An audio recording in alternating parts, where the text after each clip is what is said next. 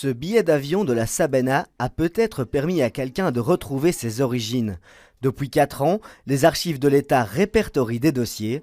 Objectif, retracer les parcours des populations issues de la colonisation belge pour renouer avec leur passé. L'important, je pense qu'elle est à la fois individuelle, puisqu'on a des milliers de personnes qui en fait n'ont aucune idée sur leur origine familiale. Et donc le but, c'est d'aider ces familles ou les descendants de ces familles à avoir un éclairage sur le contexte de leur naissance, qui étaient leurs parents, dans quelle région du Congo est-ce que la naissance a eu lieu. Pour les archivistes, il s'agit d'un travail colossal. Dans cet entrepôt à Bruxelles, plus de 20 km de documents sont stockés et il ne s'agit que d'une partie des archives.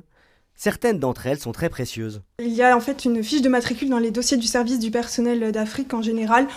Ces fiches sont très intéressantes pour identifier, pour retrouver des informations sur les pères des personnes métisses par exemple. Grâce à cette vaste opération, la ministre des Affaires étrangères a déjà connu une véritable leçon de vie. J'ai moi-même pu aller à Kinshasa, rencontrer les associations de métis en février dernier.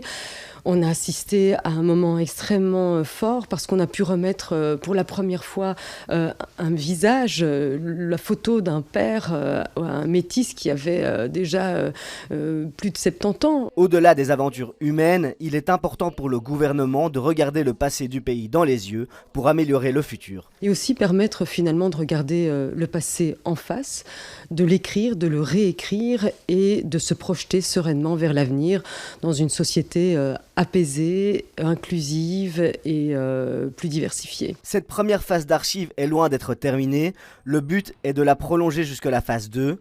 Elle a déjà commencé en février et se terminera en 2022. Objectif, donner le rôle des institutions civiles et religieuses dans cette ségrégation.